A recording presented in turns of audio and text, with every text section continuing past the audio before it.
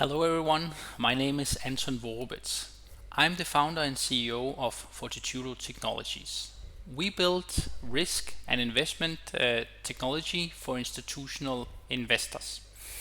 To give people a sense of what we do, we have an open source Python package. The intention of this package is to give you an introduction to our framework and some of the fundamental methods that we use. It consists of around 2 to 3% of the easy work for the investment analysis module that we have. So this is not something that we would recommend for institutional investors to use in production, but it will give you a good introduction to next generation methods and some of the use cases for these new methods. It's also great for students to get a sense of some of the real world aspects in quantitative investment management that they probably won't get in their textbooks. So this video is the first one in a series of 10 where I will go through the functionality and the open source examples. After watching these videos, you should have a really good foundation for working with the code and working more thoroughly with the methods. So to get a mathematical overview of our framework, it's important to understand that it's centered around a Monte Carlo simulation that we collect into a matrix that we call R. So along the columns of this Monte Carlo simulation, you can imagine that you have your returns and your risk factors. Along the rows, you have joint scenarios for these returns and risk factors. In addition to that, for each of the rows, you can assign a joint scenario probability that we collect into a prior probability vector, which we call P. If you then want to do some views or stress testing, you can do so by changing these probabilities to the probability vector that we call Q. And there are many benefits of performing views and stress testing in this way that we will go into depth with later on. But the basic method that we use to perform this change of probabilities is called entropy pooling. And here you see the basic formulation of it. So you can imagine that these matrices G and A are basically functions of this Monte Carlo simulation. So this is how it is integrated into the entropy pooling method. Finally, after performing the stress testing or the views, we need to analyze the risk and optimize our portfolios. And here we use CVAR to do that. The good thing about CVAR is that it operates directly on the Monte Carlo simulation and these probabilities. So it doesn't matter how complex your distributions are, CVAR will work in this case. A side note is that, of course, this P&L simulation can just be a normal distribution. And the good thing is that CVAR will give you the same results as mean variance if returns happen to be normal in the way that we implement it. So you can see the old approach with mean variance and just variance analysis as the simple subset of this framework. So this is why we recommend that you use it in full generality instead of limiting yourself just to analyzing variance. To give a further insight into the methods, we have several articles that go through important parts of it. So the first one, we here give an argument for why we prefer to use CVAR and why we prefer to use it in the way that we do. After that, we have an article that gives you a recap of the entropy pooling method and introduces some sequential way of using it, which will give you better results. And finally, to handle derivatives in a really elegant way, we have built a portfolio management framework for derivatives, and you can read about it here in this article.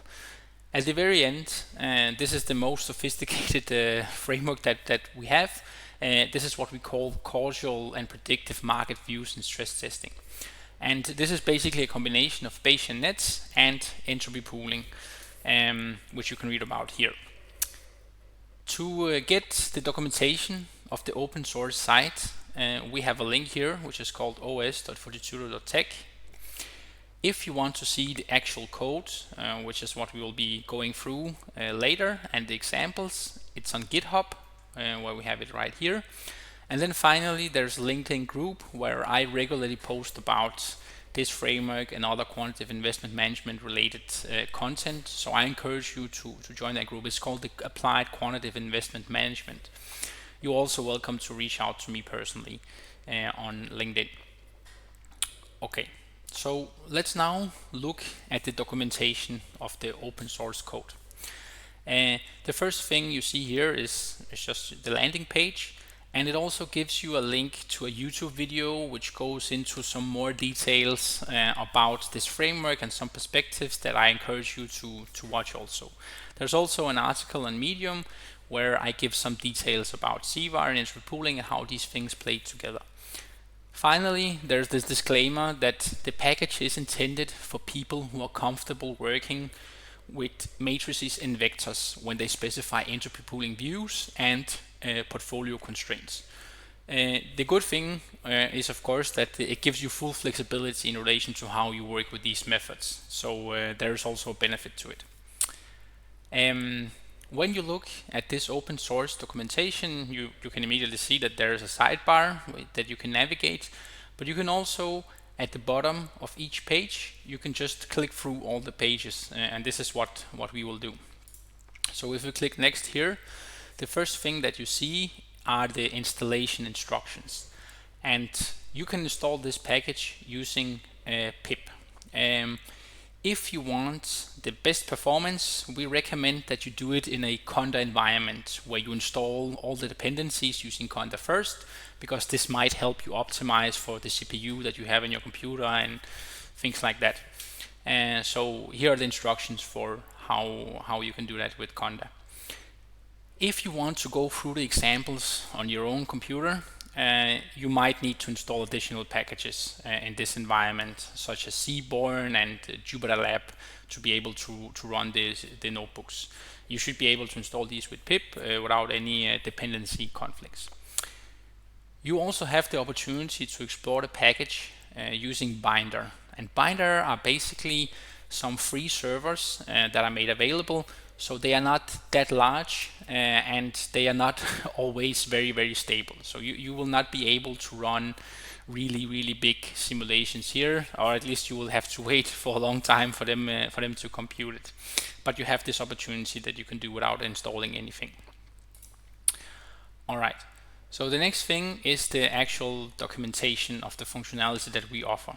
The first thing we start with is data. So basically with the package, we provide you some P&L simulation, which is a log normal distribution, and the parameters for this P&L simulation. In addition to that, we have a time series simulation that is generated with stochastic differential equations, and it allows you to, for example, validate your risk modeling and see some other approaches where how you would work with historical data basically. The data is just to give you something to work with, to combine it with this functionality that we offer. But we of course encourage you to find your own data and adapt the examples and use the code as you wish. We have different functions here for getting the data. The first one is to load some parameters if you want to simulate yourself. You can also load the P&L simulation directly. There's a function called load risk factors. This is something that we will use later in some example. And then you have the load time series. So this is the stochastic differential equation simulation. I would disclaim with this time series, it's hand calibrated, so it's not necessarily going to produce something which is very close to real world markets, but there are some dependencies that you should see in real data also. Finally, we have a helper function that allows you to plot a volatility surface for this time series simulation. We'll talk later about that. And here we have the entropy pooling function that basically solves this entropy pooling problem. And there's nothing special about this one, so it's really just giving the parameters that you need to give to be able to solve the problem. Here we have some functions that are very helpful when you work with this Monte Carlo simulation and then entropy pooling with stress testing there. So when you look here, it becomes quite clear why these methods are centered around the P&L simulation and the probability vector. So you can see, for example, if you want to compute a correlation matrix with uniform probabilities, then there are probably hundreds of methods how to do that in Python.